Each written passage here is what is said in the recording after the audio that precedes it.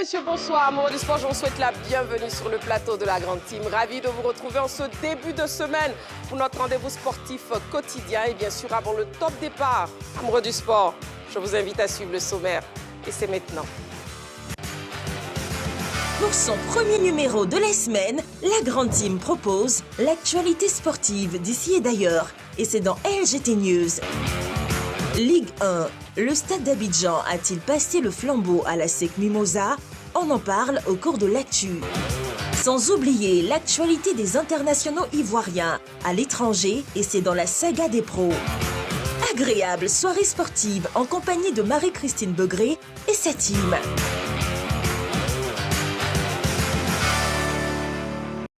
Voilà, et nous sommes en direct sur la 3 jusqu'à 22h, 90 minutes de pur bonheur à parler sport avec vous. Amoureux du sport, c'est chaque jour, du lundi au vendredi de 20h30 à 22h. Vous le savez très bien, on ne dérogera pas à la règle encore cette semaine. On restera donc avec vous. Et bien sûr, vous pourrez participer à l'émission. Comme chaque soir, vous avez la possibilité de nous appeler.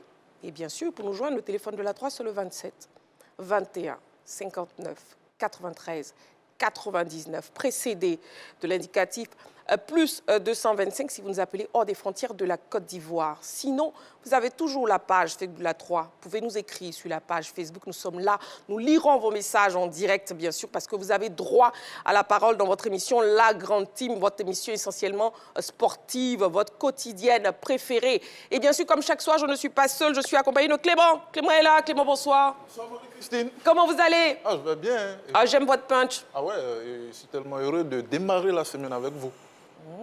Et à Kader aussi qui est à côté, sans oublier. Bon, comme Clément va se jouer le présentateur ce soir, vous prenez un carton jaune. Clément, c'est vous qui présentez les gens maintenant?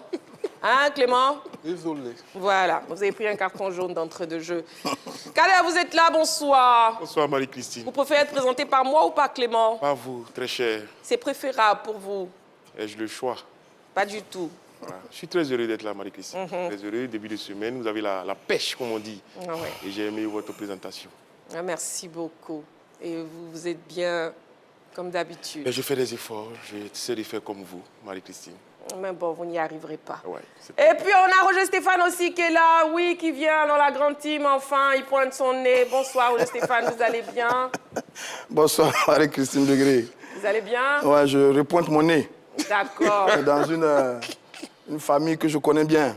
Ah, ok. Et un plateau qui est un peu changé. Même pas mal, c'est très bien. Je suis là. Un peu déconnecté aussi, mais bon, tout doucement. J'espère que vous allez tous m'aider à retrouver rapidement le Roger Stéphane.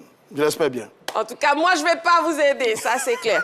On aura donc Clément, on aura Kader, on aura Roger Stéphane, on sera rejoint après par Jean-Philippe, et puis on aura un invité lorsqu'on sera au niveau du focus. Je vous donnerai le nom plus tard. LGT News, c'est la première de cette émission et ça commence maintenant. On y va. LGT News. Tennis, Open Noura 2026 pour démarrer les news de la semaine. Joël Meda et Gakpo winner au-dessus du lot. L'Open de tennis Noura 2027 a connu son dénouement samedi dernier après une semaine de compétition. À l'issue de ce tournoi marqué par plusieurs finales, notamment chez les hommes et les dames, Joël Meda et Gakpo winner se sont hissés sur la plus haute marche du podium. Joël Meda a été intraitable face au talentueux Nadal Kofi qu'il affrontait pour le compte de la finale homme. Toujours aussi appliqué depuis le début du tournoi, il a battu son challenger en 2-7, 6-4, 6-3 pour s'adjuger le trophée majeur. Chez les dames, alors qu'on espérait conserver le Graal à la maison, c'est finalement vers le Togo qu'il a élu domicile. La Togolaise Gakpo winner a eu raison de l'Ivoirienne Jaurès Kwame en 2-7, 6-3, 6-4. L'envie et la détermination de Gakpo ont eu raison de son adversaire quelque peu timoré. Il faut dire que d'autres finales chez les amateurs un peu plus tôt dans la journée du samedi 15 ont meublé ce tournoi organisé par Noura Sarasoro de l'ONG Digit en présence du ministre des Sports Adjé Silasmech. Nous avons assisté à des rencontres assez relevées et nous pensons que le tennis ivoirien a de beaux jours devant lui. Il s'agit donc d'une activité qui assure la promotion de la santé par le sport d'abord, ensuite pour les athlètes, c'est un moyen d'expression un moyen d'affirmation de soi, mais un moyen également de changer la donne de leur vie. Enfin, le sport est un outil d'influence des États, donc c'est un levier également d'influence de notre pays. Je suis très contente d'avoir remporté cette tournoi. Ça me fait très plaisir parce que c'était mon but depuis le début. Et je remercie l'Open Noura d'avoir organisé cette compétition. Ça me fait très plaisir. Nadal, c'est un joueur qui joue très bien. On s'entraîne toujours ensemble. Et je sais que si aujourd'hui je n'ai pas levé le niveau, je risquais de perdre. Donc voilà pourquoi aujourd'hui j'ai mis tout à ma faveur pour que je puisse gagner.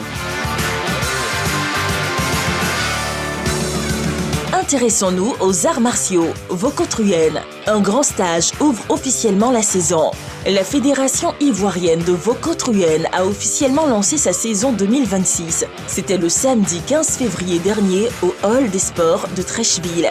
Venus des 4 coins du pays et en nombre important, les participants ont pris part au grand stage de la rentrée dans une ambiance festive. Les stagiaires ont profité de ce rassemblement annuel pour renforcer leurs acquis techniques et tactiques et ont harmonisé leurs orientations techniques pour cette saison. Ce rendez-vous aura permis à l'équipe dirigeante de dévoiler le calendrier officiel de l'exercice 2026 lors d'une assemblée générale.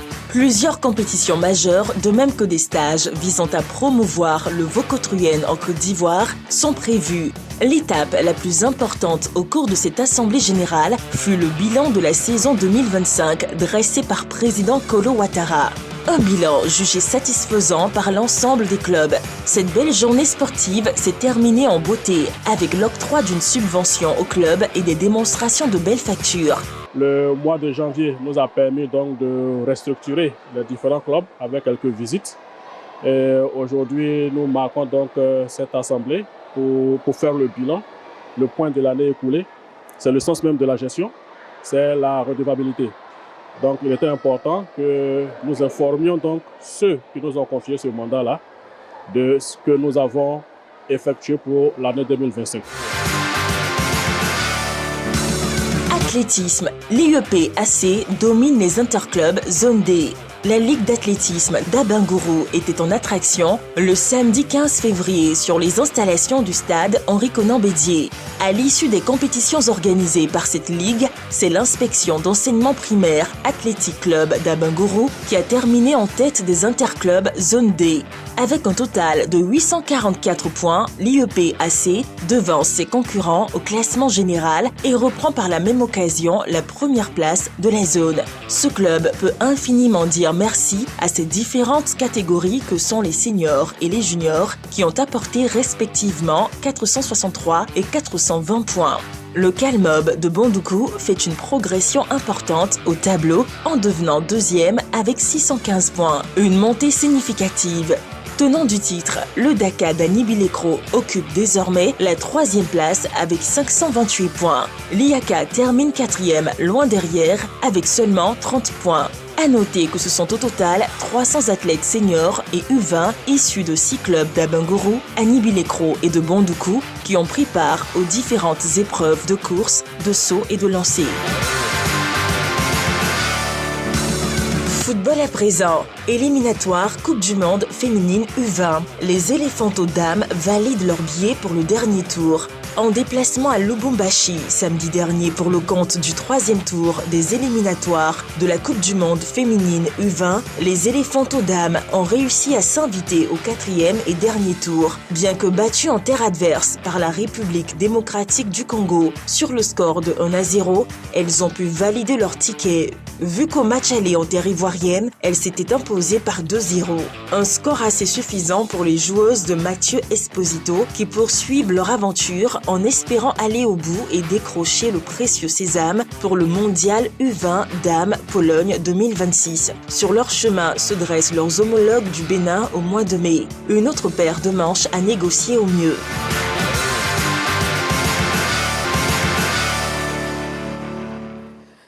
Amoureux du sport, vous suivez votre émission à la Grande Team, toujours en direct sur la 3. Une autre information pour vous, finale de la Coupe de LFFP. Le groupe RTI, diffuseur officiel. La Côte d'Ivoire abritera la finale de la Ligue féminine de football professionnel le 14 mars prochain. Le Paris Saint-Germain et l'OL Lyon s'affronteront au stade Félix Houphouët-Boigny. Cette finale grandissime du football féminin français sera diffusée officiellement par le groupe RTI. Voilà, le groupe RTI, diffuseur officiel de cette grande finale qui aura donc lieu ici en Côte d'Ivoire au stade Félix Houphouët-Boigny. Une bonne nouvelle quand même, Kader. Oui, la chaîne des grands événements, tout simplement. En termes de sport, on a connu la CAN, on a connu la Coupe du Monde. Et voilà, on va vivre cette belle finale entre deux équipes qui constituent le fleuron, en tout cas, du football féminin en France, Lyon et le PSG. Même si Lyon a une ascendance au niveau du football féminin, non, ça va servir d'exemple. D'autant plus que la fédération ici essaie de mettre les moyens à disposition des équipes féminines, de sorte à ce que cette discipline-là au niveau des dames se développe de plus en plus. Et je pense que ce match-là va faire école, va tout simplement permettre à nos chères dames de voir ce qui se fait au plus haut niveau, ce qui se fait de mieux en France, notamment avec Lyon, avec le PSG. Donc c'est une belle rencontre en perspective qui s'annonce, c'est du beau spectacle tout simplement, et qui mieux que le stade Félix Houphouët-Boigny pour abriter une telle rencontre. Non, j'espère que vous serez de la partie, j'espère vous voir là-bas, parce qu'il y aura du spectacle, ma chère Marie-Christine. Je serai là, ne vous inquiétez pas. Il n'y aura pas que les dames, il y aura aussi les hommes. Exactement. Débrief des news maintenant. Oui, Roger Stéphane, on va rester avec les femmes. Voilà, j'aurais bien voulu dire un mot sur l'affaire lyonnaise et parisienne. Avec une affiche de rêve. Lyon, c'est la meilleure équipe au féminin sur le continent européen. Plusieurs fois vainqueur de la Ligue des Champions. Et puis enfin, la grosse rivalité avec l'équipe du Paris Saint-Germain. C'est un beau coup que nous réussissons. C'est une offensive diplomatique en matière de sport. Ça se fait un peu partout. Les championnats, les grandes nations vont disputer des finales de coupe au Qatar, en Arabie Saoudite. C'est un modèle pour nous. On espère que ça va créer une saine émulation un peu plus davantage au niveau du football féminin. La Fédération ivoirienne de football a mis un point d'honneur à travailler, à développer le football féminin. On se souvient que la SEC vient de faire une super campagne en Ligue des Champions. Donc c'est une belle affiche qui, à mon avis, va faire du bien au football féminin local. Pour enchaîner maintenant avec les éliminatoires de la Coupe du Monde U20 au niveau de nos dames. Nous sommes qualifiés ce week-end donc pour ce 4e tour. On a été battu 1-0 du côté de la RDC, je crois, à Lumbashi, par l'équipe de la RDC, devant un public assez hostile. Nos filles ont livré un match courageux avec beaucoup de disciplines tactiques. Elles se sont bien battues pour conserver donc le résultat du match aller, parce qu'on doit notre qualification à la victoire 2-0 du match aller. Les deux buts, c'est là, Roland Nguessan et Audrey Djanlou. Notre parcours, il est très bien. On sort la Gambie au premier tour, on sort le Maroc au second tour. Le Maroc, c'est l'une des meilleures nations football féminin sur le continent. Ensuite, on sort l'équipe de la RDC. Maintenant, après, le prochain adversaire, c'est l'équipe du Bénin. Attention aux Béninoises qui ont éliminé les Égyptiennes sur ce tour. C'est une équipe à prendre au sérieux. Et puis après, on ira voir si on va se qualifier pour cette campagne du côté de mai, du mois de mai prochain du côté de la Pologne. En tout cas, félicitations à nos filles, félicitations à Mathieu Esposito et à ses filles qui font un très bon parcours. Et on espère que cette qualification, on va la confirmer au mois de mai prochain face à l'équipe du Bénin pour le 4e tour. Très bien. Avant d'entendre Clément et encore Kader sur l'information concernant Neymar, nous allons marquer une petite pause. Amoureux du sport, vous ne bougez surtout pas, seulement le temps de la publicité. On se retrouve dans quelques secondes seulement pour la suite de notre émission. À tout de suite. Allez, de retour sur le plateau de la Grande Team. N'oubliez pas la question LGT pour ce soir, pour ce lundi soir. Le stade a-t-il passé le flambeau à l'ASEC ? Le stade a-t-il passé le flambeau à l'ASEC? Ce sera tout à l'heure au niveau de l'actu. On termine avec le débrief des news. Clément, on vous écoute sur Neymar. Tout à fait. On va parler du génie brésilien qui, même s'il laisse quand même à désirer à cause de son hygiène de vie, parce qu'on sait que s'il avait eu quand même une vie rangée, il aurait fait beaucoup mieux que ça. Mais il est de retour quand même. Depuis décembre, il n'a pas encore joué au football. Et là, il revient avec Santos. Il va faire une passe décisive. Après, je pense qu'il y a deux questions maintenant contre sa dernière. Très bien. Kader, oui. C'est sur ça que je voulais rebondir justement. Il veut souffrir une dernière Coupe du Monde après celle de 2014, 2018, 2022. Et donc finir avec cette compétition-là qui aura lieu. Et je pense qu'on devrait pouvoir voir le génie brésilien sur cette Coupe du Monde qui va se jouer dans 3 pays différents. Et donc Neymar est attendu. Pour nous, les observateurs, on a envie de revoir ce Neymar-là, ce joueur capable d'inventer des gestes, parce que c'est aussi ça le Brésilien, c'est aussi de l'efficacité, mais c'est surtout du spectacle. Et Neymar en est le porteur numéro 1 tout simplement. Merci beaucoup, messieurs, pour le débrief des news. 90 minutes d'émission. Bon, quelques minutes déjà écoulées. Nous sommes en direct jusqu'à 22 h. Il est grand temps de passer au focus de ce soir. On y va.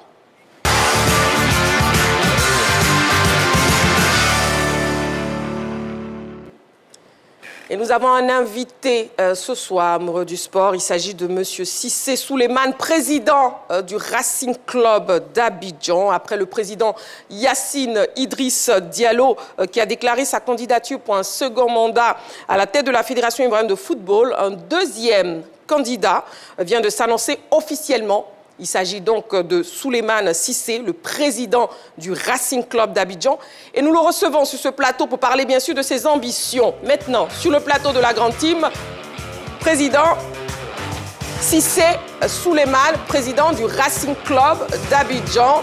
Bonsoir monsieur, on vous laisse vous installer confortablement avant de pouvoir bien sûr nous entretenir avec vous ce soir sur le plateau de la grande team, votre émission sportive, votre quotidienne sportive. Je suis donc accompagné de Clément, de Kader et de Roger Stéphane qui poseront aussi des questions au président Cissé Souleymane. Bonsoir président.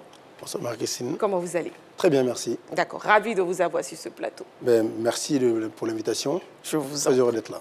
Je vous en prie. Et puis la première question, président, déjà, quelles sont les raisons qui vous pousse, qui vous motive surtout à briguer la présidence de la Fédération ivoirienne de football? Alors, c'est d'abord la passion pour mon pays. Je suis très amoureux de mon pays. Donc, comme tout Ivoirien, j'aimerais voir mon pays briller, dominer le football continental et aussi mondial, parce que c'est à ça qu'on doit aspirer. Et aussi, je suis un enfant du pays, comme je l'ai dit. Oui. Je suis président du club et je vois que notre football va mal. Notre football national, en tout cas, va mal. Et donc, après plusieurs tentatives de discussion pour l'amélioration de celui-ci, n'ayant pas eu de retour favorable, j'ai décidé de me présenter. Et votre décision n'est pas guidée, surtout par de nombreuses consultations que vous avez effectuées avec les présidents des autres clubs? Écoutez, je suis quand même acteur principal ici de mon club, le Racing Club d'Abidjan, vous l'avez dit. Et ce sont naturellement mes collègues, les présidents du club ici. Oui. Donc j'ai une relation très serrée avec eux depuis une vingtaine d'années. Nous sommes solidaires, on se côtoie, on échange. Et finalement, on se rejoint sur un point, en tout cas pour la majorité d'entre eux, c'est l'abandon des présidents du club à leur sort. Oui. Et le football local, je l'ai dit, est en train de mourir. Le football de masse est quasiment en perdition. Et ça, on ne le voit pas parce qu'il y a l'arbre qui cache la forêt, qui est l'équipe nationale. Même si nous en sommes contents, je pense que même à ce niveau-là, nous avons encore des efforts à faire. Mais ça, il faut le savoir et le faire savoir. Très bien. Président Cissé Souleymane, président du Racing Club d'Abidjan, si vous permettez, mes collègues sur ce plateau vont vous poser aussi des questions, vous permettez? Naturellement, je suis à votre disposition. Merci beaucoup, c'est un honneur. Oui, on brûle d'ailleurs. Président, moi je voudrais vous féliciter parce que vous avez le profil et la légitimité pour diriger la Fédération ivoirienne de football. Ancien footballeur, devenir dirigeant des clubs, vous participez aux compétitions, vous participez aux assemblées générales, vous êtes un membre actif de l'association et moi je vous félicite pour ça. Step by step, vous êtes en train de construire votre histoire, j'aime bien votre légitimité et vous avez du courage. Mais quand on vous regarde, vous êtes bien jeune. La question qu'on se pose, est-ce que vous allez pouvoir faire le poids devant le président Idriss Diallo, qui a un passé, qui a une longévité, qui a des acquis, qui a un bon management et qui a un bel ancrage. Est-ce que vous êtes sûr, aussi jeune que vous êtes, de pouvoir faire le poids devant le président Idriss Diallo? Merci déjà pour le soutien. Ouais. Merci pour les encouragements. Vous le méritez bien, vous le méritez bien. Merci. Alors oui, le président Idriss Diallo est une personnalité du football ivoirien, il faut le souligner. En même temps, il est le président statutaire. Ça, pour vous rejoindre, il a un ancrage. Absolument. Depuis pas mal d'années à la tête de la fédération. Ça fait 4 ans qu'il est là, qu'il est président statutaire de la Fédération ivoirienne de football. Je suis un acteur aussi depuis 20 ans. Il faut comprendre qu'à un moment donné, il faut arrêter d'infantiliser. Je suis jeune, mais pas tant que ça. J'ai quand même 48 ans. D'accord. À 48 ans, si on est trop jeune pour diriger une fédération, je pense qu'on le compte n'y est pas. Ensuite, quand on dit qu'il a un ancrage très fort au niveau de la fédération avec des résultats, tout dépend des résultats de quel côté on se place. Moi, en tant qu'acteur majeur, un des acteurs majeurs du football en Côte d'Ivoire, j'estime que le football local n'est pas son affaire. Nous avons aujourd'hui un président de l'équipe nationale. Je le dis, je n'ai pas honte de le dire parce que c'est ça le cas. Nous le voyons briller très rayonnant quand l'équipe nationale joue, mais à aucun moment on l'a vu sur un stade de football local. Et ça, je le dis avec affirmation, hormis le jour de la présentation de la VAR, qui n'a jamais été factif d'ailleurs, en Côte d'Ivoire, le président de la fédération n'a jamais été dans un stade de football en Côte d'Ivoire pour voir comment... Alors, comment est-ce qu'on peut gouverner, comment est-ce qu'on peut diriger un football qu'on ne connaît pas? Et c'est ça tout le problème, le paradoxe. Et j'ai été le voir plusieurs fois pour échanger avec lui, une fois dans son bureau et une fois au téléphone, pour échanger et dire les mots qui minent notre football. J'ai essayé de lui faire passer les messages, mais je n'ai pas eu d'écho derrière. Alors oui, je suis tout à fait légitime, contrairement à ce que j'entends par-ci par-là. Je suis suffisamment mature aujourd'hui, il y a suffisamment d'expérience pour diriger une institution comme la Fédération de football. On peut y revenir après. Très bien. Merci, Président. Oui, Kader, allez-y pour votre question. Alors, Président, là où vous avez marqué le coup, et je suis d'accord avec Roger Stéphane, c'est que vous êtes passé par toutes les étapes. C'est vrai que vous êtes président du club, mais vous êtes passé par la formation, qui est, on va dire, une des qualités premières que vous avez, parce que vous êtes passé par Monaco, et vous avez formé des joueurs. Donc, en Côte d'Ivoire, ça a bien marché avec le Racing, qui nous a émerveillés en 2018, 2019, 2020, même si les résultats, sont quelque peu difficiles cette saison. Qu'est-ce que vous attendez de faire en tant que président du club, notamment sur la formation? Est-ce que ce qui se fait en ce moment vous convient? Si oui, sinon, pourquoi? Et puis, qu'est-ce que vous attendez? Qu'est-ce que vous comptez faire justement pour la formation? Parce que je sais que c'est un des chantiers sur lesquels vous êtes attendu. Tout à fait. Alors, je l'ai dit en préambule, nous, ici, en Côte d'Ivoire, il faut savoir que les acteurs du football de l'équipe nationale A ne constituent que de 15% à peine des pratiquants du football en Côte d'Ivoire. Trouver 25 joueurs, aller dans une compétition et avoir des résultats, ci et là, quand bien même nous sommes champions d'Afrique, nous étions champions d'Afrique, déchus, mais en tout cas, on a été champions d'Afrique. Et ça, c'est un crédit à mettre à l'avantage du président de la fédération actuelle. Par contre, pas de 4-1 contre la Guinée équatoriale, nous devons nous alerter sur ce qui ne va pas. Parce que quelque part, une nation comme la Côte d'Ivoire, si on avait bien travaillé, on l'a vu ici en 2006, on avait une équipe, elle a été bâtie. On est parti de la formation pour bâtir une équipe. En 92, il y a une équipe qui a été bâtie avec des joueurs de la SEC, de l'Académie, du Selako d'Abidjan, Gadi Seli et consort, qui était le capitaine, qui avait été formé au Selako d'Abidjan. Il y a eu un travail de fait à la base, localement, qui a produit des équipes solides pour aller chercher sa Coupe d'Afrique.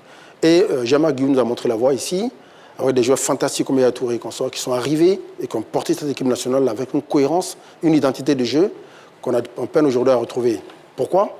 Parce que la formation a été reléguée en deuxième plan et on ne se contente que de montrer l'équipe nationale A, 25 joueurs pour aller à une compétition et briller de temps en temps, je dis bien de temps en temps, bon, ça se trouve en Côte d'Ivoire.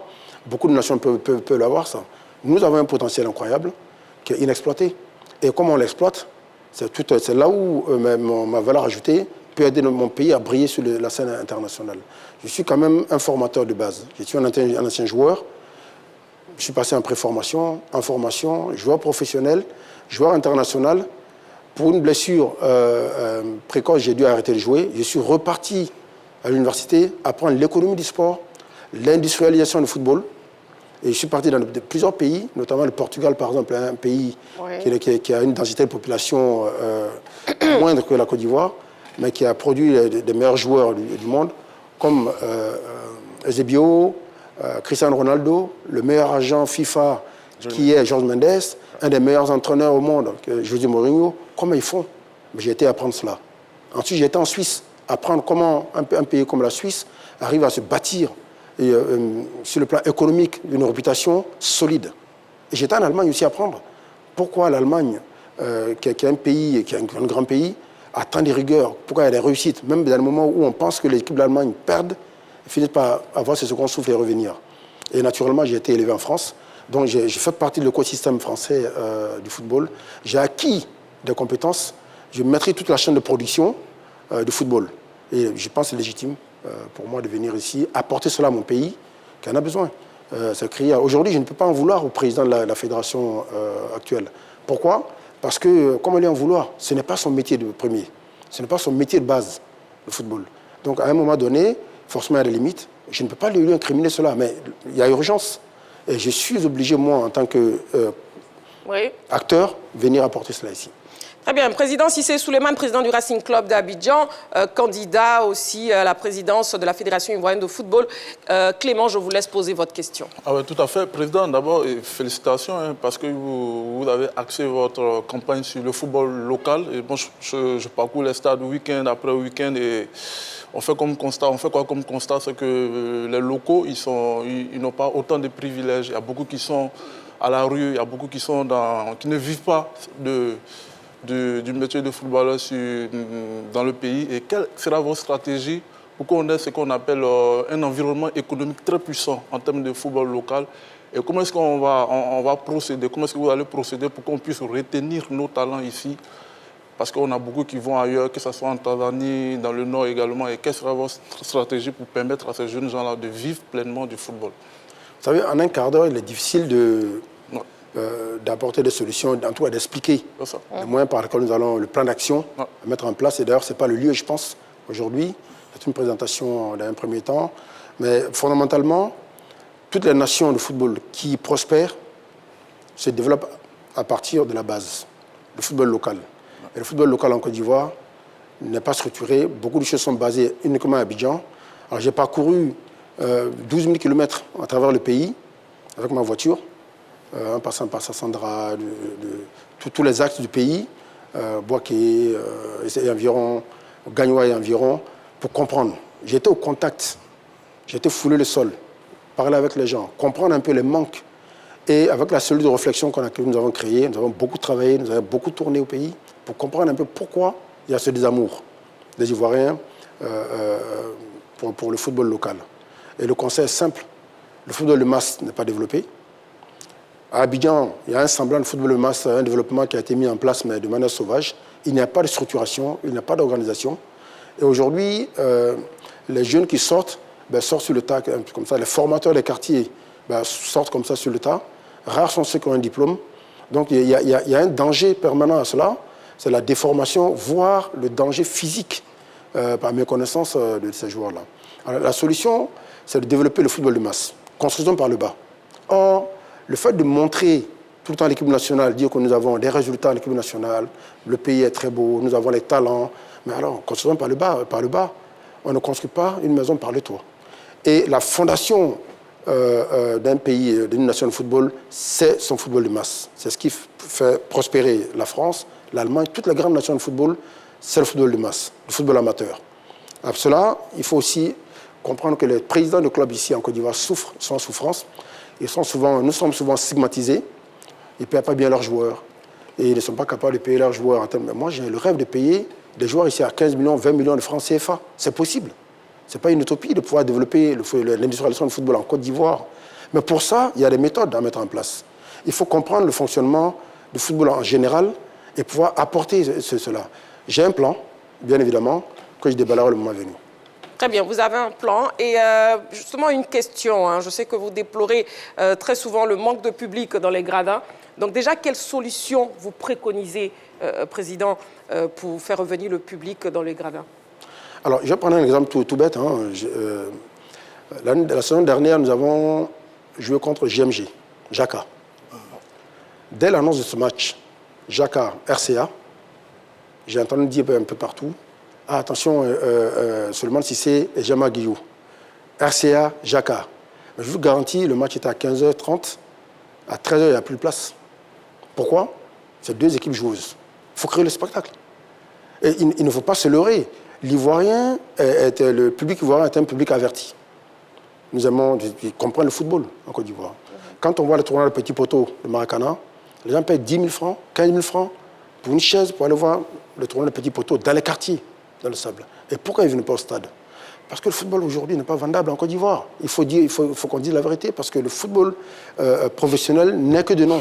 C'est un football amateur. Dans toute l'organisation, nous sommes dans l'amateurisme pur. Le dire n'est pas stigmatiser des individus. C'est dire ce qui ne va pas dans notre pays et faire en sorte que le football revienne, que le public revienne. Sans le public, il n'y a pas de football plaisant, il n'y a pas de football économique. Il y a l'économie qu'il faut créer. Aujourd'hui, on dit que les présidents paient mal les joueurs, mais les présidents sont en souffrance, il faut le savoir. Heureusement que les présidents de clubs sont là aujourd'hui, encore, pour maintenir un semblant de football dans ce pays. Et bien évidemment, avec l'État qui met beaucoup d'argent et les sponsors qui sont là. Mais si les présidents de club n'étaient pas aussi courageux, nous sommes aujourd'hui des bénévoles. Et un président de club n'a pas vocation à toujours mettre ses deniers propres dans un club. Il faut qu'on arrive à bien comprendre. On me dira, non, ce n'est pas à la fédération de financer le club. Non, mais c'est à la fédération de structurer, d'impulser quelque chose. C'est la fêtière. Elle est là pour impulser, accompagner et structurer les choses de sorte à ce que la ligue professionnelle soit vendable. La ligue professionnelle aujourd'hui n'est pas vendable. Quelle est la publicité que vous avez déjà vue? Est-ce que vous avez déjà vu une seule publicité en ville sur la ligue professionnelle? Non? Moi, je n'ai jamais vu. Les matchs, les programmes sont déprogrammés à tout moment, au dernier moment. Donc, c'est difficile de suivre cette ligue professionnelle-là. Et les présidents sont en souffrance, ils n'ont pas les moyens de se développer. Être président de club, il n'y a pas besoin de faire des études pour ça. Donc, la fêtière a un rôle d'accompagnement, de père de famille, pour que le club s'enrichisse. Et mon plan sera d'enrichir le club par l'économie du sport, par l'industrialisation du football en Côte d'Ivoire. Et vous verrez que naturellement, le public reviendra. Avec le public, il y aura l'économie. Oui. Et plus l'économie est florissante, plus il y a un effet déversoir sur les acteurs principaux que sont les joueurs. J'ai été joueur. J'aimerais qu'on puisse payer nos joueurs ici décemment pour éviter qu'ils prennent le bateau pour certains, aller faire des essais un peu partout et hypothéquer leur chance de réussite. Merci, Président. Oui, alors, Président, moi, je suis l'un des défenseurs des présidents de club. Hein. J'estime qu'avec très peu, vous faites tous beaucoup pour le développement du football local. C'est très bien, continuez comme ça. Alors, vous avez créé la cellule de réflexion pour le futur du football ivoirien avec un contenu assez intéressant.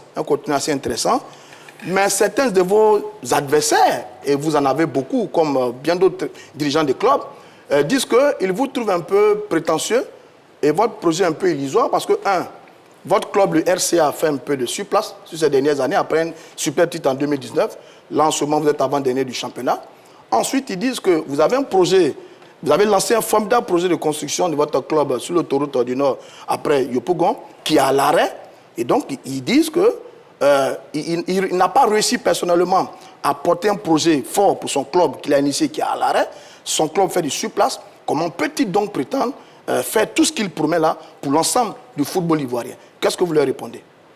Alors moi, je leur réponds simplement qu'il suffit de comprendre un peu le football, de se documenter un petit peu, et ils verront qu'une personne ne peut pas tout changer.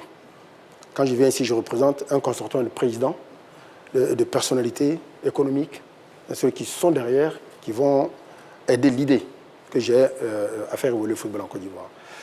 Quand on parle de l'édification du centre d'entraînement du RCA, qui s'appelle la tanière de football du RCA, on verra bien que c'est 15 hectares. 15 hectares, plusieurs milliards d'investissements. Et donc, un projet qui se met en place met du temps à se construire. D'accord. À date, tous les terrains de football sont déjà terminés. Nous avons commencé les entraînements sur les terrains de football qui sont le plus important, qui constituent vraiment la base de notre projet. Les terrains sont terminés depuis 3 ans. Donc, depuis 3 ans, nous profitons des installations sportives pures du projet. Ensuite, le bâtiment, aujourd'hui, est terminé. Il y a un bâtiment terminé. Le deuxième bâtiment est en cours. Quand on dit qu'il est à l'arrêt, il n'est pas à l'arrêt. Il n'est pas encore achevé à 100%. D'accord. Mais 80% est déjà fini. Donc, 80% des terrains de football. Le bâtiment qui prend 300 personnes quand même, 300 lits, est opérationnel. Depuis 2 ans, les élèves vont à l'école. Ils vont à l'école le matin. L'après-midi, ils vont au foot et ils rentrent à Abidjan, le temps qu'on finisse le bâtiment. Donc, vous savez, un projet se construit avec méthode, sur des fondations solides, avant de mettre la deuxième pierre. C'est ce que nous sommes en train de faire. Maintenant, les présidents de club, pour revenir à cela, il faut savoir que les présidents de club aujourd'hui, quand je dis qu'ils sont en souffrance, ils sont vraiment en souffrance. Il faut qu'on arrive à créer l'économie du sport. Je le dis encore une fois, c'est la clé de la réussite du football ivoirien. Il faut absolument qu'on arrive à aller vers cela. Autrement, nous allons tous nous étouffer. Et les observateurs qui croisent les bras et qui regardent en disant non, on verra comment ils vous feront, écoutez, j'ai envie de leur dire, venez avec nous. Venez, nous allons construire la Côte d'Ivoire de football ensemble. Pour revenir au RCA, la difficulté que rencontre le RCA, il n'y a pas de projet à réussite linéaire, ça n'existe pas. Il y a des moments de creux et un repart en avant. Alors, par contre, j'ai fait remarquer que le RCA, qui est en Ligue 1 depuis 10 ans maintenant, n'a jamais trusté, n'a jamais été en dessous de la 7e place. Et nous sommes aujourd'hui, avant-dernier, il y a une coïncidence troublante. Depuis que j'ai commencé à faire entendre ma voix, pour la première fois, Depuis 20 ans que je suis là. C'est un lien avec votre candidature? Je ne sais pas. Je ne sais pas. Je dis qu'il y a une coïncidence troublante. D'accord. Quand même, depuis que j'ai commencé à faire entendre le son de ma voix, pour la première fois, parce que je n'ai jamais parlé, je n'ai jamais rien revendiqué, absolument rien. J'ai pris le temps d'observer avant de commencer à parler. Dire qu'on peut améliorer ceci, on peut améliorer cela. D'accord. Ce n'est pas de la prétention, c'est simplement que je suis un enfant et je suis amoureux de mon pays, encore une fois, je le dis, et je rêve de voir mon pays briller, dominer le football continental et mondial. Nous devons aspirer à gagner la Coupe du Monde, les Coupes du Monde, et plusieurs fois. C'est vraiment vers ça que nous devons tendre, à mon avis. Et je trouve que je suis parti à l'étranger, j'ai appris. J'ai été sur les bancs de l'université, de certains pays qui, aujourd'hui, dominent quand même, ont dominé et continuent de dominer le football mondial. J'ai appris. J'ai expérimenté dans des clubs importants, 5 clubs de première division européenne, plusieurs pays, et j'ai mis des projets en place qui ont réussi. Et aujourd'hui, le RCA qui est en difficulté, comme je l'ai dit, il y a comme une espèce de coïncidence malheureuse, troublante. Donc je mets ça sur le compte de peut-être le manque de performance, le manque de performance du RCA qui, pendant 7 ans, a trusté plutôt avec le top 3 que le top dernier. Très bien. Président, avant de terminer, on aimerait avoir votre avis justement sur cette guéguerre au niveau du transfert des jeunes, notamment avec l'affaire Yann Diomandé qui défraie la chronique actuellement. Écoutez, moi, je mets ça dans la globalité de tout ce qui ne va pas. Vous me direz, alors c'est facile de dire tout est de la faute de la fêtière. Et moi, j'ai envie de dire, c'est la faute de personne. Je ne vais pas ici contre un individu. Je ne vais pas ici contre Idi Diallo. Je ne vais pas ici combattre Idi Diallo. Je viens ici pour enrichir, pour contribuer à l'enrichissement du football de mon pays. Qu'on s'entende bien. Je suis candidat. Je ne suis pas candidat contre Idriss Diallo. Je suis candidat à l'amélioration du football de mon pays. Par amour pour mon pays et parce que je pense que nous avons un potentiel incroyable. Yann Diomandé en fait partie. Mais le cas Yann Diomandé n'est pas un cas isolé. Il y a un vrai problème ici en Côte d'Ivoire avec certains agents ou pseudo-agents qui n'ont même pas encore la licence et qui se prévalent du titre d'agent et qui font mal le travail. Il faut savoir beaucoup viennent mettre en conflit les joueurs et leurs clubs pour les retirer, les amener de manière illégale en Europe ou dans les pays limitrophes, moyennant des per diem. Ça, c'est une grosse perte pour ces présidents-là qui peuvent rentrer du cash, mieux faire fonctionner leur club.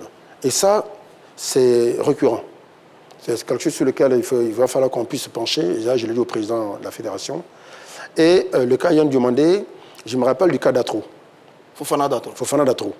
C'était à peu près ça. Abidjan City qui a fait un travail formidable. Abidjan City de Nemarco. De Nemarco. Nemarco qui est un ancien international, qui a accepté de mettre ses données propres et qui a bien travaillé, qui forme très bien, qui est de l'école Jamaguiou, et qui est venu ici à aider les jeunes.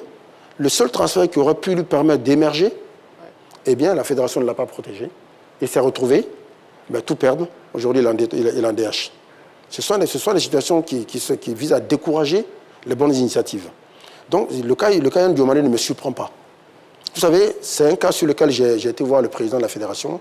Ce qu'il faut savoir, très brièvement, Mme Begré, très rapidement, il faut savoir qu'avant d'être candidat, j'ai été voir le président de la fédération, M. Idriss Diallo, pour lui apporter des solutions. Tout ce que je présente là aujourd'hui, j'ai été le voir en aparté, en tant que président statutaire, pour lui proposer des solutions qui pourraient nous amener à sortir de cette impasse. J'ai été voir, dans le même temps, son vice-président, Malik Touré, pour lui expliquer également les problèmes qui minent le football ivoirien. Dans le même temps, j'ai été voir le colonel Koné, qui est le deuxième vice-président, pour lui aussi lui apporter des solutions. Et enfin, j'ai été voir M. Salif Bitogo, pas dans son bureau, mais à bâton rompu, le professionnel, pour lui dire notre vie professionnelle va mal. Il y a des solutions sur lesquelles on pourra réfléchir ensemble pour avancer. Vous voyez que je ne suis pas contre quelqu'un. Vous avez proposé votre aide dès le départ. J'ai proposé dès le départ, il y a un an, qui n'a pas été pris en compte. À un moment donné, j'ai ce qu'il faut, à mon sens, j'ai un plus à apporter au football de mon pays. J'ai ça ici, ivoirien. Je le propose, on n'en veut pas. Qu'est-ce que j'ai fait? Je suis un acteur football ivoirien. Bon, je suis obligé, à un moment donné, d'apporter, de venir montrer un candidat pour pouvoir apporter ces changements-là dont on a besoin. Et vous êtes donc candidat à la présidence de la Fédération ivoirienne de football, président Cissé Souleymane, président du Racing Club d'Abidjan. Un mot de fin, s'il vous plaît. Alors simplement, d'abord vous remercier de l'opportunité que vous m'offrez de pouvoir m'exprimer, remercier tous les passionnés de football du pays et dire, et là j'insiste beaucoup là-dessus, l'État a fait beaucoup d'efforts pour édifier des routes.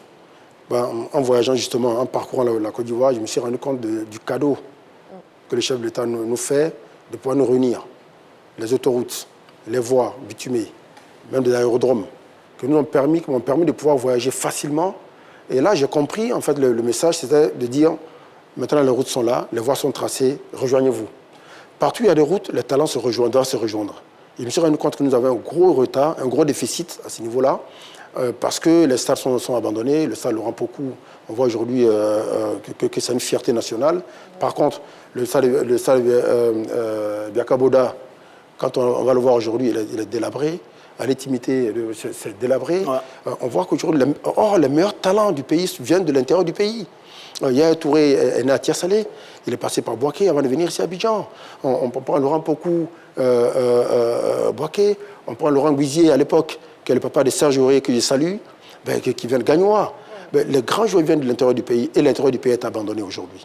Si vous sortez d'Abidjan, vous comprendrez mon amertume. J'ai une vraie amertume aujourd'hui quand je vois le football du pays. Alors j'ai envie de dire aussi un message pour le président. Dire au président du club, ne doutez pas, qu'il ne doute pas. Je viens ici avec vraiment beaucoup d'humilité et beaucoup de détermination à leur apporter une solution, de devenir autonome, de ne plus avoir à attendre les subventions de la fédération qui tombent au compte-gouttes, au bon vouloir de les décideurs aujourd'hui et parfois au bon vouloir de la secrétaire qui met dans son tiroir. C'est une réalité, je suis obligé de le dire, et qui attend, qui donne quand elle a envie. Et pour terminer. Ainsi de suite. Et pour terminer, je voulais dire à ce président du club qu'il n'y a pas de fatalité, à avoir. Nous sommes ensemble, je suis un de leurs, je comprends leur souffrance et je souffre avec eux depuis autant d'années maintenant. Il est temps qu'on prenne nos destins entre nos mains et qu'on développe notre football pour le bien de tout le monde, de la Côte d'Ivoire. Merci beaucoup, président Cissé Souleymane. Vous avez beaucoup à dire, ne vous inquiétez pas, vous serez réinvité pour pouvoir vous exprimer encore. En tout cas, merci d'avoir répondu favorablement à notre invitation. Merci beaucoup, président Cissé Souleymane, président du Racing Club d'Abidjan et candidat à l'élection présidentielle de la Fédération ivoirienne de football. On va marquer une petite pause, amoureux du sport. Vous ne bougez surtout pas. Dans quelques secondes seulement, on se retrouve sur ce même plateau pour la suite de notre émission. À tout de suite.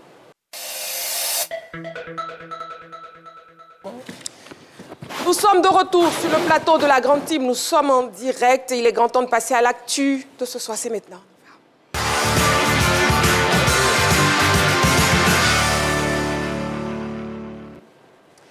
Allez, la question LGT, Ligue 1, le stade a-t-il passé le flambeau à la SEC? Ligue 1, le stade a-t-il passé le flambeau à la SEC? C'est la question LGT de ce soir. Le stade d'Abidjan s'est incliné face à l'ASEC Mimosa lors de la 18e journée de la Ligue 1 disputée ce week-end. Cette défaite signe quasiment la fin des espoirs d'un second titre d'affilée pour les Yéyés et permet aux Mimos de prendre leur distance au classement. On développe tout cela, bien sûr, après cet élément préparé par la rédaction. On regarde. Champion sortant, le Stade d'Abidjan a quasiment perdu ses chances de conserver son titre après sa défaite face à l'ASEC Mimosa samedi au Stade Félix Houphouët-Boigny. Ce choc de la 18e journée de la Ligue 1, censé être l'occasion de se relancer dans la course au trône, a viré au cauchemar pour les Bleus et Rouges. Dominés dans l'ensemble de la partie, les poulains de l'entraîneur Mohamed Bamba n'ont jamais pu trouver la solution pour prendre à défaut Foli Ayayi, le portier des Mimos. Plus appliqué et plus déterminé, les jaunes et noirs ont fait la différence grâce à 2 réalisations de la tête de Cissé Abdulrazak et d'Osso Ibrahim. Avec cette victoire et ce 3e clean sheet d'affilée, l'ASEC Mimosa creuse l'écart en tête du classement et devance désormais de 5 points son dauphin, le FC San Pedro, qui compte néanmoins 2 matchs en retard. Les Mimos sont sur une impressionnante série d'invincibilité de 10 matchs en Ligue 1. Les poulains du coach Fabrice Assamoah détiennent la meilleure attaque du championnat avec 32 buts et semblent avoir fait les réglages nécessaires en défense. Leurs adversaires ont l'air de se heurter désormais à une muraille tenue par des joueurs expérimentés que sont Wanlo Koulibaly, Lamine Sako, Brito Wuli et Yabré Mohamed. Au regard de sa dynamique actuelle, la victoire de l'ASEC Mimosa devant le Stade d'Abidjan a des allures de passation de pouvoir, à moins que le FC San Pedro, le CO Korogo, le FC Mouna ou encore l'US Chologo ne réalisent un parcours exceptionnel dans cette manche retour. La question est donc posée. Nous avons été rejoints par Jean-Philippe. Jean-Philippe, bonsoir. Ça va, Christine? Comment vous allez? Super bien. D'accord. La Saint-Valentin, c'était? Oui, ça s'est passé bien à la maison avec les enfants. Ah, vous avec les enfants? C'est la fête de l'amour, c'est pas la fête des amours. Ah, Jean-Philippe, s'il vous plaît. En tout cas, nous sommes en direct sur ce plateau avec Jean-Philippe qui nous a rejoint, Roger Stéphane, Clément aussi est là, Kader est présent. Et l'actu de ce soir, hein, vous avez la question LGT donc donnée. Ligue 1, le stade a-t-il passé le flambeau à l'ASEC? Et avant d'ouvrir le débat, oui, je vous propose de voir les résultats et le classement au terme de la 18e journée de la Ligue 1. Résultats et classement. Alors, sur la 18e journée, l'équipe de Agboville s'est imposée face à Sol FC 3 buts à 1. La FAD a dominé Iska 3-0. Oza s'est imposé face à la Société Omnisport de l'Armée 1 but à 0. 2 buts à 0 pour le stade d'Abidjan, pardon, pour l'ASEC Mimosa face au stade d'Abidjan. Zoma s'est imposé face à Boaké 1 but à 0. Le Stella Club d'Adjamé, le club municipal de Korogo ont coupé la poire en deux, 0-0. Et puis Chologo, qui continue sa superbe saison, s'est imposé face à l'équipe de Mouna FC, 1 but à 0. Voilà, et puis la question LGT est Allez, donc...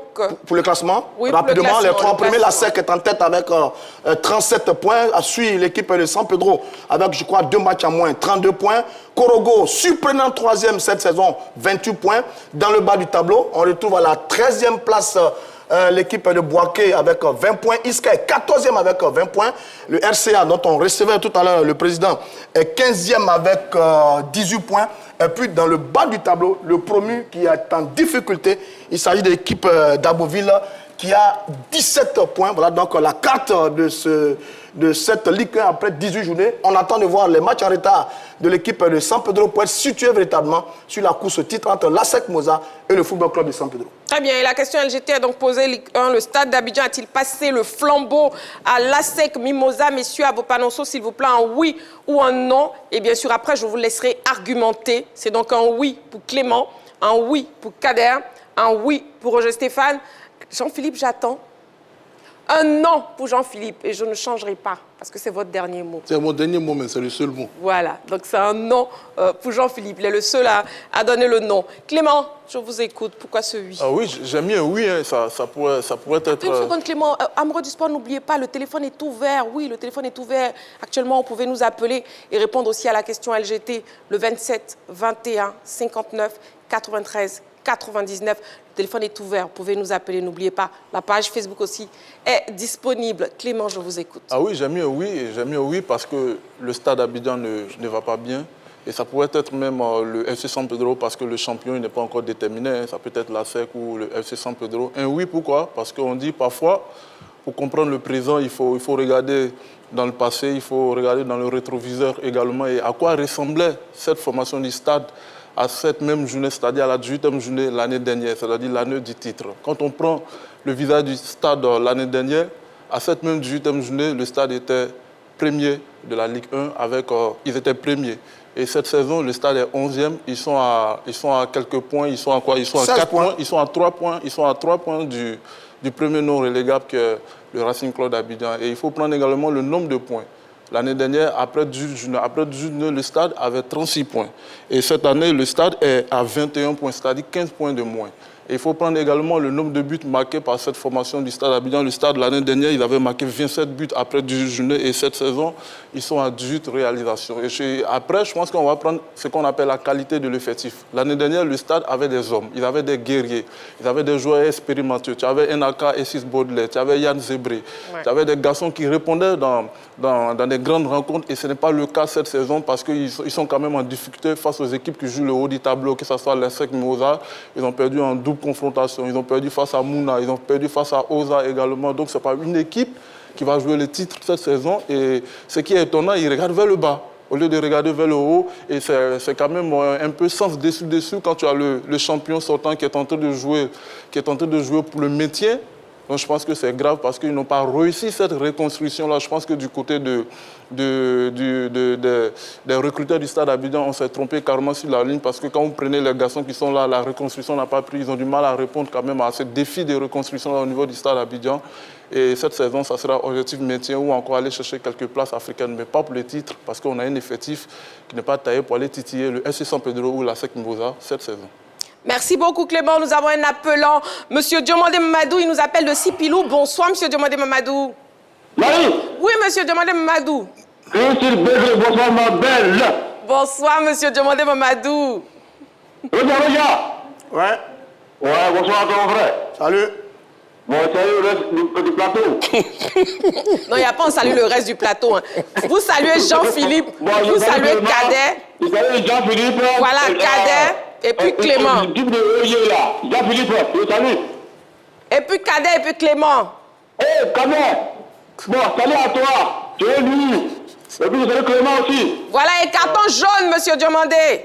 Eh, bah non, mais Zizine. Bon, allons bon, je vais préciser maintenant. Voilà, allez-y. Bon, je dis c'est un gros oui, hein. Bien que j'ai un peu de forêt d'Afrique a dit non, mais c'est un gros oui. L'année 26, c'est dans la fête. On va relever l'équipe, le football ivoirien à l'équipier international.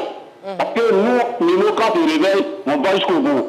Cette année-là, le stade a passé le flambeau à la fête et la fête deviendra champion de Côte d'Ivoire 2026. Inch'Allah. Oui, monsieur Demandé Mamadou. Bon, allez, bonne nuit et bien habillé en toute veste noire. Un bon signe. Merci.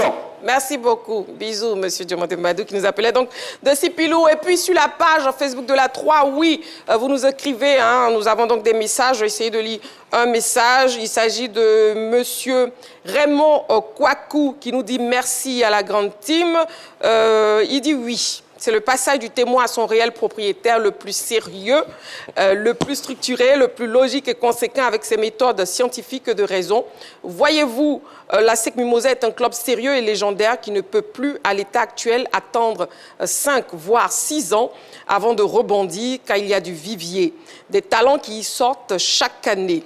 Nonobstant la politique un peu clairsemée de son président chaque année, ce grand club devrait remporter un trophée majeur, national ou africain.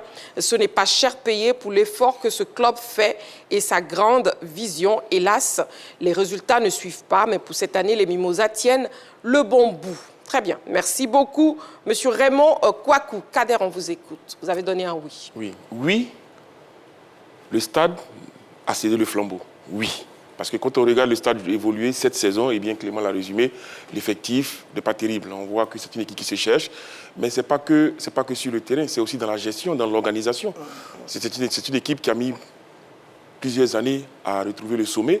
Et on se disait qu'après ce titre-là, le stade allait se structurer, d'autant plus qu'ils ont inauguré récemment le centre d'entraînement. Donc on se disait que le stade allait retrouver, en tout cas, ses lettres de noblesse. Mais sauf que le stade a mal géré son effectif et qui lui a permis d'être champion. Ils ont fini vice-champion l'année d'avant, ils reviennent champion l'année qui suit, et puis en début de saison, tous les joueurs s'en vont, souvent même par des petits pas là, parce que le stade n'a pas voulu les renouveler, et donc voilà, on a fait un recrutement qui, selon nos informations, un recrutement qui a été fait par le secrétaire général parce que le président ne se portait pas bien, donc l'un mis dans l'autre. La question qu'on se pose, c'est où sont passés les anciens du stade, Didier Otokore, Thierry Joël, Ben Salah, qui étaient là, qui auraient pu participer à cette séance, à cette cellule de recrutement pour permettre au stade de pérenniser cet acquis. Malheureusement, ils ont disparu. Pardon. Oui, est-ce que c'est l'ASEC qui va succéder au stade? Non. Par contre, non, parce qu'il y a des clubs aujourd'hui qui sont concernés, Clément l'a dit, en plus de l'ASEC, il y a le FC San Pedro, qui est capable, on l'a dit, en cas de victoire sur les 2 matchs en retard qui vont disputer, je crois, dimanche et mercredi, sont capables de revenir, de prendre la tête devant la SEC Mimosa. Donc il y a des prétendants sérieux, en plus de la SEC, au titre de champion. Parce que ce championnat-là est loin d'être joué, parce qu'on a parlé du CO Korogo, on parle de Mouda, on parle de Tchologo, qui sont concernés mathématiquement par le titre de champion. Et donc voilà, le stade, en tout cas, s'est fait distancer. Démontrent qu'ils n'ont pas ils ont démontré qu'ils n'ont pas les arguments cette année pour reconquérir le titre à nouveau. Mais c'est la faute au Stade d'Abidjan tout simplement parce qu'ils n'ont pas su mettre les bons ingrédients en termes d'organisation, en termes de recrutement, mais surtout en termes de gestion pour arriver à performer comme ils l'ont fait la saison passée. Merci Kader. Nous avons un appelant. Il s'agit de M. Rabé Paul. Il nous appelle de San Pedro. Bonsoir M. Rabé Paul. Bonsoir Marie-Christine. Bienvenue sur le plateau de la Grande Team, M. Rabé Paul. Merci. Je salue toute la Grande Team. Voilà. Et on vous écoute. Le Stade d'Abidjan a-t-il passé le flambeau à la SEC Mimosa, M. Rabé Paul? Bon, moi, je ne vois pas les choses comme ça. Si la question était posée, je me disais, le Stade d'Abidjan a-t-il vendu son titre? J'allais dire oui. Parce que, voyant le classement déjà, San Pedro, si San Pedro gagne ces 2 matchs-là, San Pedro sera en tête momentanément du championnat national. Et là, la course entre San Pedro et la SEC d'Abidjan, la SEC Mimo, que j'aime très bien, mais je ne supporte pas, c'est très dense. Donc, moi, je pense que si le Stade d'Abidjan, oui, le Stade d'Abidjan ne peut plus courir vers le titre, mais le titre est quand même en jeu pour d'autres clubs. Donc, la SEC ne part pas pour le moment à haut libre. Je pense que toutes les autres équipes qui suivent la SEC ont encore leur mot à dire. Mais le Stade d'Abidjan a perdu le titre parce que le Stade ne peut plus revenir. Et le Stade avoir le Stade de cette année joué, bon, on est sûr qu'ils ne seront pas champions de Côte d'Ivoire. D'accord. C'est bien noté, M. Rabé Paul. Merci beaucoup pour votre participation à l'émission. Merci beaucoup, Marc-Christine. Je vous en prie. Et je me tourne sur la page Facebook de la 3. Nous avons M. Claver Kwadio Kwame qui nous dit « Salut Madame Marie-Christine Begré et sa team. Je pense que le Stade d'Abidjan n'a pas encore passé le flambeau à l'équipe de la SEC. Parce que pour le moment, les jaunes et noirs occupent la première place provisoirement en attendant les 2 matchs en retard du FC San Pedro. En cas de victoire, les Pétrosiens seront le leader de ce championnat, donc rien n'est gagné d'avance pour les Mimosas et je ne vois pas la SEC Mimosa terminer champion de Côte d'Ivoire cette année. Ligue 1, le Stade d'Abidjan a-t-il passé le flambeau à la SEC Mimosa? C'est un oui pour Clément, il a donné ses arguments. C'est un oui pour Kader, il a donné ses arguments. C'est un oui aussi pour Roger Stéphane, on attend ses arguments. Non, je ne dirais pas le contraire de ce que on dit Clément Yeton et Kader Kilavogui. D'ailleurs, sur la suite de Clément, l'année dernière, au sorti de la phase de poule de la Ligue des Champions, beaucoup parmi nous étaient convaincus que le Stade d'Abidjan allait champion de Côte d'Ivoire. J'étais l'un des premiers à affirmer d'ailleurs que les stadistes allaient bénéficier d'une belle expérience de cette compétition pour s'imposer et gagner le titre de champion. Ça a été fait. Mais sur ce qu'on est en train de vivre en ce moment du côté du Stade d'Abidjan, ce n'est même pas ce match face à la SEC Mimosa qui nous donne les indices. C'est l'avant-saison, la saison et ce match en lui-même qui nous donne un indice.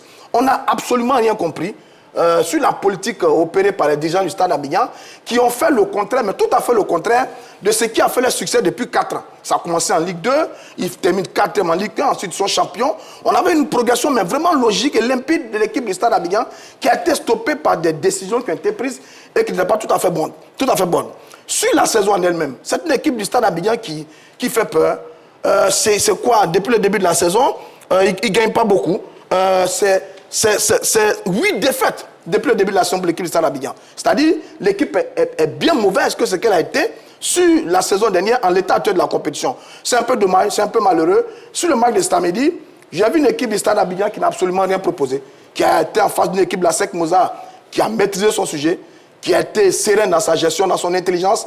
Le Stade d'Abidjan nous a proposé des erreurs défensives incroyables pour une équipe de sa trempe et les jeunes en ont profité. Ce match-là, il est le symbole de toute la saison, de la mauvaise saison de cette équipe du Stade d'Abidjan qui n'a pas forcément passé le flambeau à la SEC Mimosa, mais qui a cédé son fauteuil de champion, qui a libéré, qui a vendu le système un peu fort, qui a vendu son titre de champion de Côte d'Ivoire cette année, qui un peu plus tard va se jouer entre la SEC Mimosa, l'équipe de San Pedro et peut-être derrière Mouna et Korogo. On l'espère bien. Mais c'est un peu dommage. C'est un peu dommage ce qui arrive au Stade d'Abidjan. Peut-être qu'à l'heure des charges, à leur décharge, il y a un volet construction du club en ce moment. Ils ont jeté les bases de la construction d'un complexe, c'est très bien. Ils commencent à devenir opérationnels, c'est très bien. Oui. Mais d'un point de vue sportif, c'est un échec vraiment cuisant pour l'équipe du Stade d'Abidjan cette année. Et ce match de la 18e journée, cette défaite 2-0 de la SEC Mimosa vient confirmer toutes les difficultés du Stade d'Abidjan cette saison qui a libéré, c'est le cas de le dire, son fauteuil et son titre aux équipes qui sont devant dans le tableau. Ligue 1, le Stade a-t-il passé le flambeau à la SEC? Ligue 1, le Stade a-t-il passé le flambeau à la SEC? N'oubliez pas, vous avez toujours le téléphone de la 3, c'est le 27 21 59 93 99. Vous avez toujours la page Facebook de la 3. Ils ont tous répondu oui sur ce plateau, à l'exception de Jean-Philippe qui, lui, a répondu non. Et maintenant, on écoute ses arguments. Jean-Philippe. Je pense que tous les arguments qui militent pour le non ont été dits ici, même par ceux qui ont voté pour le oui. Voyez-vous, la question est légitime, mais elle est prématurée. Dans la mesure où celui qui bat le Stade d'Abidjan ne se détache pas carrément du classement. On n'est pas à 3 ou 4 journées de la fin de ce championnat avec la SEC Mimosa qui compte 5 points d'avance sur son poursuivant direct. Le FC San Pedro a démontré déjà lors de son match en retard que cette équipe délestée de la compétition africaine pouvait être redoutable sur le plan local. L'expérience accumulée de ces jeunes garçons en compétition africaine doit leur être bénéfique au niveau de la compétition locale, comme ce fut le cas pour le Stade l'année dernière avec la Ligue des Champions. C'est vrai qu'ils se sont inclinés lourdement face au Djoliba 4-0, mais je pense qu'ils n'avaient plus la tête à cette compétition. Il n'y avait aucune raison pour eux de mettre le pied dans une compétition qui était déjà terminée. Ils vont se réaxer, se concentrer sur le championnat pour essayer de sauver leur saison. Ce sont les académiciens, ils vont prendre chaque rencontre comme une finale. Et s'ils reviennent à hauteur de la SEC Mimosa, on aura un très bon finish. J'ai voté non, pour ne pas dire j'ai choisi le non, parce que sur le deuxième élément de l'argumentation, le Stade d'Abidjan totalisait 21 points, là où la SEC en avait, je crois, 34. C'est-à-dire, mathématiquement, le Stade d'Abidjan, je dois le dire, même s'il reste 24 points, si je fais le calcul, non, 13 points x 3, je crois 36 points à prendre, puisqu'on a non, 12 fois 3. Il a 12 journées. 12 fois 3. Il a 12 journées, 36 points à prendre. 36 points à prendre, voilà. Donc, j'ai trouvé le bon résultat. 12 journées, 36 points à prendre. Même si mathématiquement, le Stade peut hypothétiquement revenir, je dirais, en tête de ce classement, statistiquement et probablement, ce ne serait pas possible. Parce que les différents schémas qui pourraient amener le Stade à revenir en tête seraient vraiment incroyables. Et donc, pour moi, ce n'était pas une rencontre qui allait consacrer, je dirais, l'impossibilité du Stade de revenir et reprendre la tête. Pour nous, déjà, avec les statistiques, avec la courbe de cette équipe-là, on sait que c'était quasiment impossible pour elle de revenir à la tête. Donc, voici les éléments qui ont sous-tendu mon choix pour le non. La SEC ne s'est pas encore détachée. La question aurait pu être, comme l'a si bien dit l'intervenant, le Stade a-t-il cédé son fauteuil? Que oui. Mais si on dit à la SEC Mimosa, je dirais d'attendre un peu plus avec une avancée dans la saison pour pouvoir s'assurer que la SEC tient vraiment le bon bout pour être champion de Côte d'Ivoire. Très bien. Nous avons un appelant, M. Fofana Média. Il nous appelle de Boaké. Bonsoir, M. Fofana Média. Bonsoir, Marie-Grésie. Bienvenue sur le plateau de la Grande Team. Oui, comment tu vas, ma soeur? Très bien. Ravi de vous entendre. Merci. Bonsoir, la Grande Team. Salut. Bonsoir. Oui, M. Fofana Média. Bonsoir. Bonsoir, mon frère. Et on vous écoute. Pour revenir aux questions, oui. Moi, je me dis qu'ils ont déjà signé pour par rapport à d'être champion. Parce que le Stade est abandonné par toutes ses divisions. Et quand je dis qu'il est abandonné par toutes ses divisions, je ne sais pas qu'est-ce qu'il faut nous compter dessus pour pouvoir libérer les joueurs qu'il faut.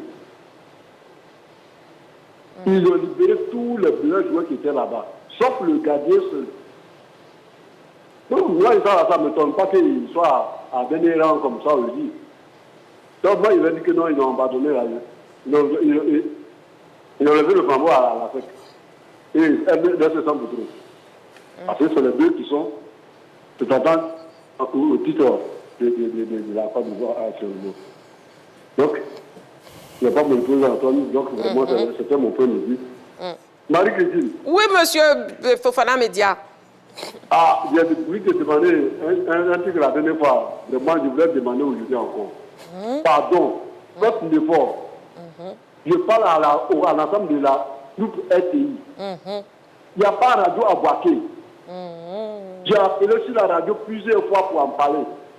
D'accord. D'accord. Vraiment, pardon, faites l'effort, faites l'effort. Le message est passé. Moi, je dois avec la radio, Côte d'Ivoire, je me réveille avec ça. Vous faites bien. Voilà. Vraiment, je demande pardon. C'est une urgence, pardon. C'est bien noté. Merci beaucoup, M. Fofana Média. Voilà. Bonne soirée à vous et bonne émission. Merci beaucoup. Voilà. Et puis, les entraîneurs de l'ASEC Mimosa, de l'US Tchologo, du FC Mouna et de la SOA se sont exprimés au micro des médias de la Ligue professionnelle. On les écoute. Là, par contre, on prend un but très tôt à la 14e minute sur Fab Souden.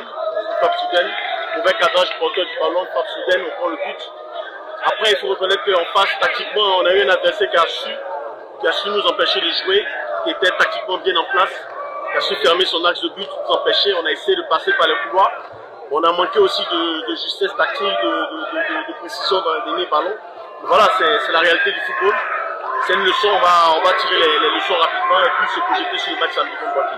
Oui, dans la globalité, nous sommes satisfaits parce que le plus important pour nous d'abord, c'était les 3 points parce que nous sommes dans une compétition. Après, on a demandé aux garçons de mettre le pied sur le ballon, de vraiment maîtriser le match en évitant des erreurs parce qu'on sait que c'est l'équipe du Stade Abidjan. Elle a un jeu direct vers l'avant, en trouvant son attaquant qu'on connaît bien, pour installer ses phases de transition offensive ou défensive. Donc, on a travaillé cela, on a demandé aux garçons de faire attention. Après, il faut mieux utiliser le ballon. Je pense qu'il y avait de la place pour faire plus, parce qu'en maîtrisant plus le ballon, en maîtrisant plus le temps de jeu, on pourrait faire mieux. Mais à nous encore de travailler. On savait qu'on venait jouer contre une équipe qui porte beaucoup le ballon. On a travaillé une tactique défensive, un 4-2-3-1 contre une équipe qui joue au losange, comment contenir les milieux de terrain. Aujourd'hui, ça a payé. Et après ça, on a eu une succession, on a eu des occasions. Bon, il y a une occasion qui est rentrée. Je pense que derrière, on a fait le 2 ronds jusqu'à la fin. C'est bienvenu. Sinon, un petit chemin dans ce championnat.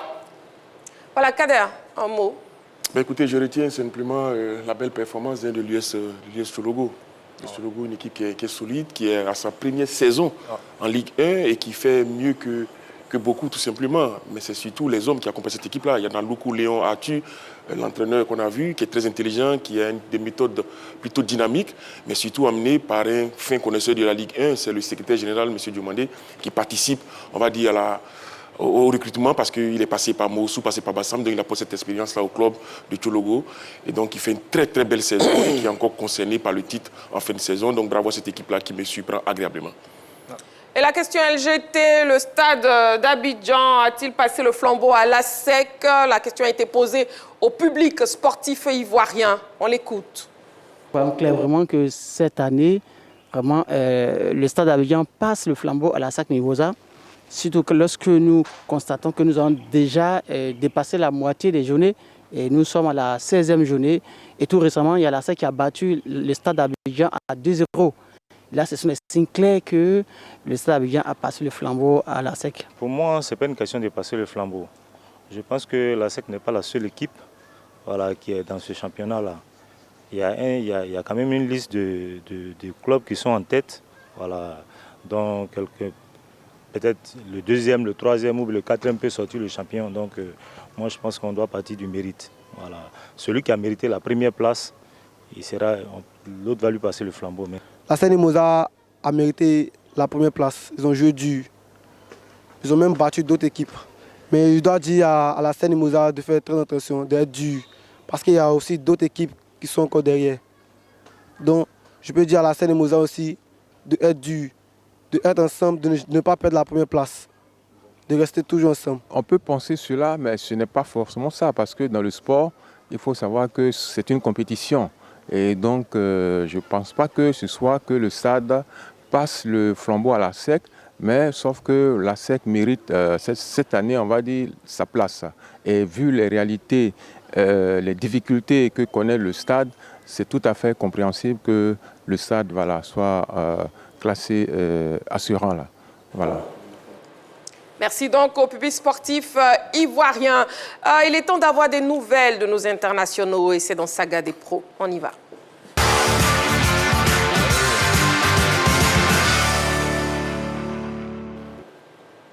Alors, suivons d'abord cette vidéo qui plante le décor et après, on revient sur le plateau pour parler avec les membres de la team. On regarde. De la 22e journée, un autre Ivoire côté de la Bundesliga en Allemagne. Muet depuis un bon moment, Traoré Béni s'est signalé en Suisse lors de la réception de Lugano. Le 5e but de l'international ivoirien sur penalty à la 30e minute n'a pas suffi à son club, le FC Bâle, accroché sur sa pelouse, un but partout. Ailleurs, notamment en Italie et en Turquie, Odilon Kosonou, Atalanta et Emmanuel Agbadou de Beşiktaş ont été brillants avec leurs clubs respectifs. Il faut surtout saluer le bon comportement de Chris Inao Oulaï malgré la défaite de Trabzonspor 2-3 face à Fenerbahçe.